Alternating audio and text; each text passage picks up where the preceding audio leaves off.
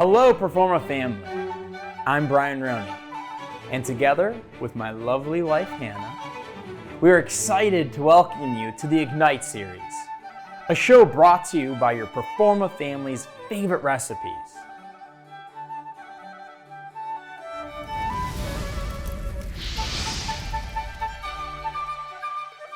Buonasera. Welcome to Italian Night.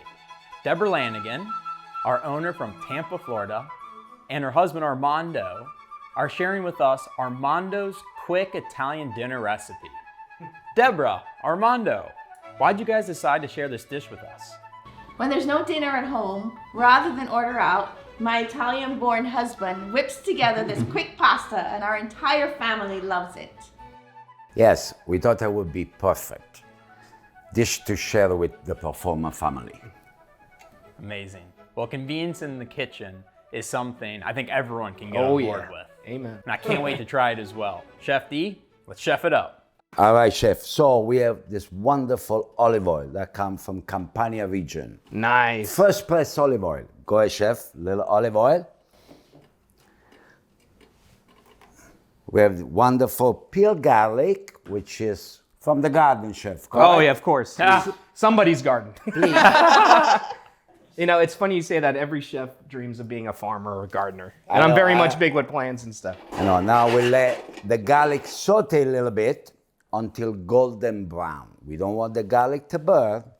Now, as the oil is really hot, the flavor with garlic, now we can throw the tomato in there, chef. Yes. Listen to this, huh? Oh. Chef, our little salt. Okay. Little pepper. Yes, chef. Yes. You see, it's a great sous chef. I love it. And I will put a little bit of basil. Just say like half of it. Yeah, just half of it, yes. That's it. Oh, it looks delicious. Yeah, one of the secrets about this sauce, you don't want the tomato to cook way too much, okay? Because you really want to get the flavor of the tomato without just, getting the olive oil only. So you do want the tomato to have a bite when you eat it. So it's not just mush.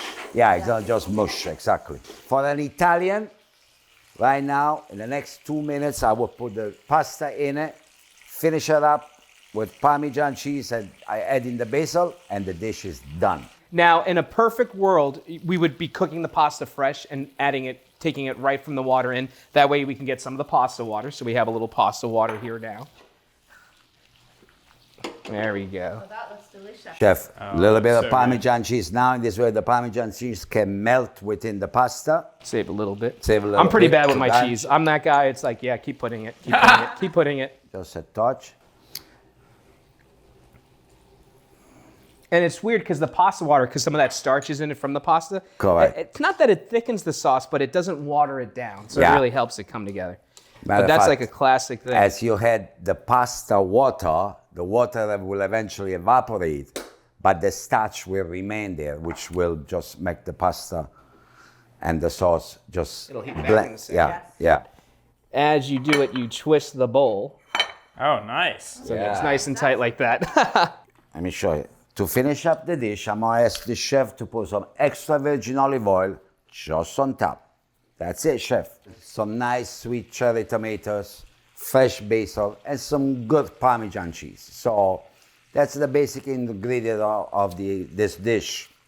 And I think that once you start with those ingredients, you're gonna have a great dish at the end. Amazing. So Well, enjoy. yes, and thank you guys. Thank you. Thank you, Thank Deborah. you. Thank you so much. Thank you. Armando, for Thank you. sharing the Thank you, recipe. Grazie, It was grazie. amazing. Awesome. Thank you. All right, coming in for the hug from the Come on. side. Yeah, let's go. Our next dish, the best cannoli dip ever, those are fighting words, would be an excellent way to follow our last dish. We have two of our wonderful support center team members here to share their dish with us. We sure do. Let's hand it off to Les Edwards, our support team manager, and his wife, Vanessa Edwards, My dear sister. Director of Business Development, to tell us all about their dessert.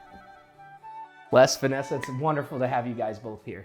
Well, thank you so much. We absolutely love this recipe for a quick and easy sweet treat, and so do our kids. Now, is it really the best cannoli dip ever? That's a really bold statement. You know? Well, Chef, you know, at a house full of 2 kids and a lovely wife, we like to keep it short, sweet, and simple. And that's what this dip is. Oh, you can't beat that. Especially having a cannoli dip. And you guys will see just how quick this can really be put together. It probably takes more time to put the prep together than actually make it. So I know we have some ricotta we're going to start with. Then we're going to whip this a little bit. Now, I know in your recipe you said a hand mixer or even a stand mixer. Really, unless you made an even, you know, if you made a really big batch, you definitely would want a stand mixer, I would think. There's some cream cheese, right? Absolutely, some cream cheese. Now, I cheated a little bit and got some whipped cream cheese, so it just whips up a little better. Yeah. And definitely want to have this at room temperature. You put that right over there.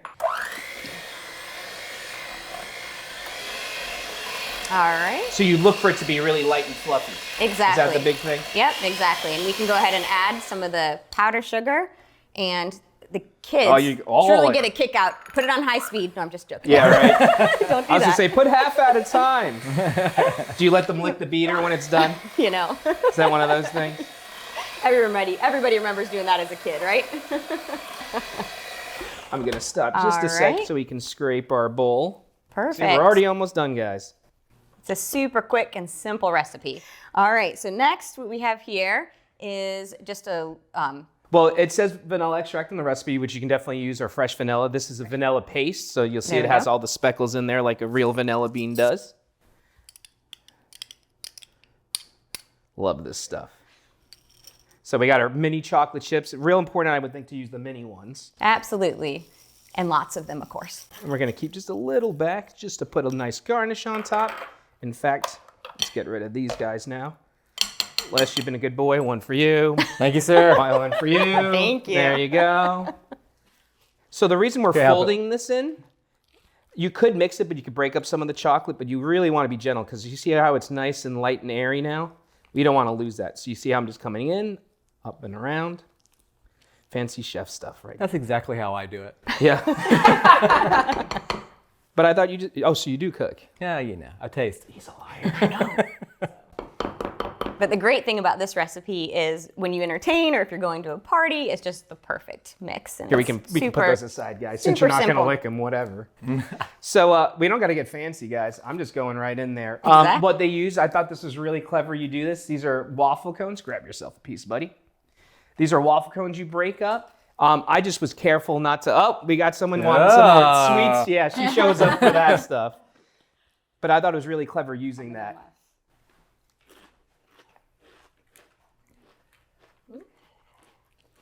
All right, until I make my own version, we can say it's the best one. Fair enough? Oh, wow. I'm still working on it. Pretty good, right? That's really good. So 2 thumbs up. awesome. Definitely. Well, good. Well, we definitely appreciate you guys having us on the show. Thank you so much. And we enjoyed sharing this recipe with all of you. We enjoyed it. Thank you. Thank you. Good.